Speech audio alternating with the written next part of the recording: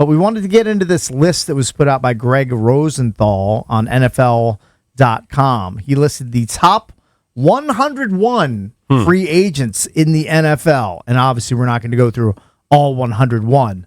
But we will tell you who the top free agent, according to him, is, as well as we'll go quickly through the top 5. Start at 5, yeah. Starting at 5, he has Alec Pierce. Everybody's which is a high name on that him. has been popping up around the Commanders as far as, is this a guy that you want to spend some of your free agent dollars on to upgrade the offense around Jaden Daniels? And Explain why people are so excited about him in particular. Well, here's part of it. He posted a ridiculous 21.8 yards per reception over the past 2 seasons. Mm-hmm.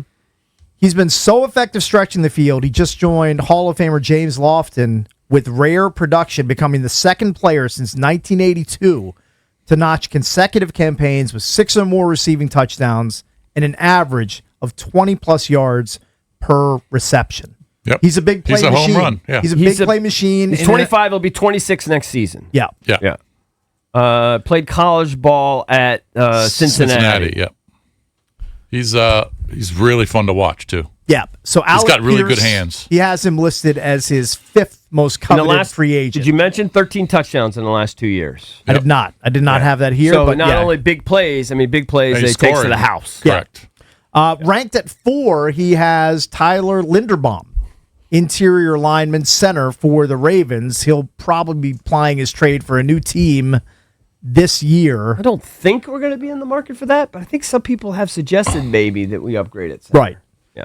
So he's a young guy. He's 26 years old. He's going to make big dollars this offseason with whatever team he lands with. Coming in at number 3 is another name that you hear kind of linked to the Commanders, and it should be because he's the premier edge rusher available, Jalen Phillips, who got traded from Miami to Philly during this most recent season. Mm-hmm.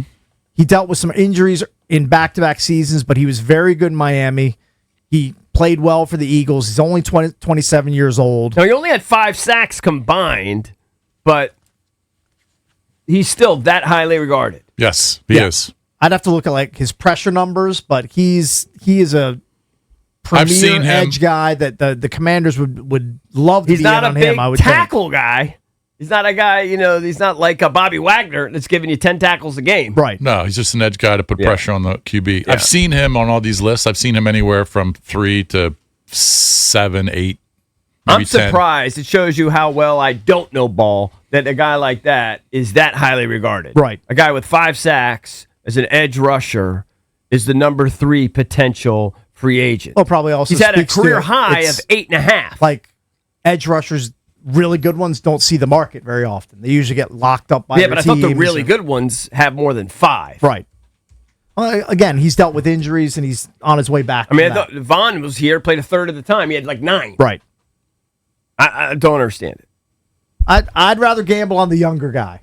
I agree. I don't want Vaughn back. I'm not advocating that. Right. I'm just saying I don't understand why he is so highly regarded. You have to show me some other, maybe those pressure to sack ratio, whatever those numbers are. Have to dive into those PFF numbers. Yeah.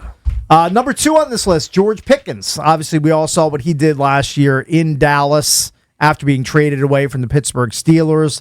Seems like he's going to get franchise tagged by Dallas, but that has not happened yet. Mm-hmm. Which, by the way, we should mention that Kyle Pitts was franchised yesterday. Kyle Pitts was franchise tagged by the Falcons. Yeah. Yep. And Pickens is expected to be. Yes. Right. Yeah. The number 1 free agent, according to Greg Rosenthal on NFL.com. You guys have any guesses? No, I've seen it. I know who it is. I've seen it. JP, you want to hazard a guess? Breece Hall? It's not Breece Hall. It's a quarterback. It's a quarterback. It's kind of a strange, well, not a strange name, but Malik Willis? Malik Willis. Makes sense. He's got 6 starts in his entire career. Rosenthal said, I see him as the most dynamic quarterback in football as a runner. That's pretty big statement. Mm-hmm. And his tape in Green Bay showed incredible growth as a passer over his 2 years with Matt LaFleur. Despite his limited sample size, Willis jumped to the top spot of this ranking based on the same logic that applies to the NFL draft. If a potential franchise quarterback is good enough to be ranked in the top 5 of a list like this, then he should be placed first by virtue of the position. The ceiling is the roof. It's wild because his actual completion percentage in the last 2 years is about 80%. Now, that's limited. It's less than 100 throws. Right. It's like 85 throws. Yeah. But he's completed 70 of them. Yeah, I mean, he's played 22 games and, like I said, 6 starts. 89 throws. But maybe he's just getting better as a thrower over the last 4 years because, remember, he really struggled when he was in Tennessee. It's 6 touchdowns on 70 completions in the last 2 years. Yep. And he's at an 80% clip. Well, his quarterback rating is, I mean, I know no one cares about that anymore, through the roof. His QBR is through the roof. Like, statistically, in a very, very, very small sample size, he's popping. But the fact that he can run makes him more valuable, and Greg Rosenthal thinks he's the top free agent. It just kind of shows you how desperate teams are for quarterbacks to put Malik Willis at 1. But you never know how a guy might fit in your offense. Correct. I mean, we've seen this with so many different guys, right? I mean, Geno Smith labored in the league, and all of a sudden he found the right fit. Look, if Malik Willis stayed in Green Bay and was, the backup and would play a few games a year and put up good numbers, that might be the best fit for him. If he goes to Arizona, you don't know how it'll work. You have no idea. Yeah, but it could be a totally bustorama. It could be. But think about guys like Daniel Jones. All of a sudden, it was a great fit. System, it worked. Sam Darnold goes to the right situation. It works. Yep, you're right. They also can mature and get better. They could. It's part of it. And I'm sure he is. Yeah. Look, Malik Willis was a bust for his first team, but his stint in Green Bay, he showed some flashes. He has. He's been better. The numbers in Green Bay, in a very, very limited sample, are outrageous. And that's all you need to get a big, fat contract. Yep. So when we were growing up, Scott Mitchell had a flash, and then all of a sudden he got a big contract. Well, I would think Miami's going to be in on him. I would guess Arizona, if Kyler Murray departs, would have interest. I would think the Cleveland Browns certainly would have interest. I mean, he's not going to have any shortage of suitors out there. Dude, I want to upgrade a quarterback. I think that Cleveland Browns might eventually kick the tires on Deshaun. That's what I've been saying all along. I think I got a bet in the bet book about that. I think they're going to kick the tires on him to see what he's got. I would be very surprised. Monken spoke very positively about Deshaun Watson. It's because of age and past what he's done in his career. I still can't get over they can't tap into something. How disheveled Todd Monken looked in this one video. It might not have been his first press conference, but there was a video of him. No, there was video of him meeting with Sanders, and he just has like these old jeans, look like jeans that Stumper, our boy Stumper, would wear. Yes, and he had just a jacket. Look, that just didn't fit. I'm not saying terrible. I'm not saying he has to look like Jesse Minter at his press conference, who was trying a little too hard to look cool with the hoodie, with the blazer, no socks. He's doing the Mike McDaniel peacocking. He doesn't have to look like that, but he can't have old $20 jeans. He can't have a suit that's 3 sizes too big. Like, you're an NFL head coach. You have to project like leader of men vibes, success. You can't look like an accountant I'm gonna try wearing and New pause Balances to cut your lawn. Like, you can't give off that sort of energy. And that's kind of what he's doing. Just look how big everything is. It just looks terrible. Put it on your tweet. You have to tweet a picture so people can see. Just look. He doesn't look that great. You know what? Just tweet a picture of It's vibes of, was it McAdoo when he was hired by the Giants? He wore the world's worst suit to his presser. Yeah. He looked terrible. Like, you just can't, like, when you get that gig, the first thing you have to do is you got to go to whoever your guy is that outfits you and say, you got to make me look good. You got to get me a tailored suit so I don't look like a clown. And I need it today. And I need it with the quickness. You need to hook me up. Well, preferably you got one already. I can't be an embarrassment to the organization and to myself. Yeah, so Malik Willis is the top free agent on that list of 101 free agents by Greg Rosenthal. Yeah, I mean, one guy's opinion. One guy's opinion. I haven't seen Malik Willis at the top of any of these other free agent lists. That's the first one I've seen. Right. But I've seen him top 10. I just wonder also, like, where's Kyler going to land? Where's Tua going to wind up? Like, what sort of cap hit are the Dolphins going to absorb to get Tua off their books? Did you guys see the same speculation that I did that Mike Evans potentially could be a target for the Commanders? I have not seen that. Yeah. I mean, he's a Hall of Fame wide receiver. Now he's always going to have a soft tissue injury at some point during his season and miss a few games. So you just have to be prepared for that. Now, like he's not going to play 16 or 17 games. Would you have a problem with that? he's just an older guy. I don't know. He's definitely an older guy. I'm not saying I would have a problem with it. I mean he gives you when he plays, he is productive. Connor Orr of Sports Illustrated released a column where he made 32 predictions for the upcoming season. He predicted that Washington will end up winning the Mike Evans free agency sweepstakes. Or predicted that the Commanders will beat out the Buffalo Bills to sign him. Just because they have more. Look, when they make their moves with Lattimore and whoever else they restructure or get rid of, they're going to have close to $100 million. They're going to have a lot of cash. And I'm telling you, to an average person, it doesn't really matter. You look at that, the free agent list is kind of underwhelming to an average person. Mm-hmm. Well, especially where are you going to spend all the money? Especially at receiver. Kind of all over. Like once you get past like the top 10 or 11 guys, you got to be a big time ball knower to know most of those guys. Like in the last 2 seasons, he's played 8 games and 14 games. Now I'll give him credit. The seasons before that, 2023 he played 17, 2022 he played 15, 2021 16. So he's a little more durable than I thought, but he's a guy who will have a hamstring injury at some point. Stuff does happen to him. Did he have a concussion late in the season on that one play? He had a play, or did he land on his shoulder? Separate his shoulder. Might have been like his shoulder. I don't know if he I had remember a big play or not. late where he kind of like landed on his shoulder. I think that's what it was, a shoulder. He's got 108 touchdowns in his career, and he's going to be wearing a gold jacket when all said and done. He's a superstar. I mean, he's got every season he's been in the league, aside from 2025, he's gone over 1,000 yards receiving. Every single one. From 2014 to 2024. Would you be, if they announced, and now what are they saying?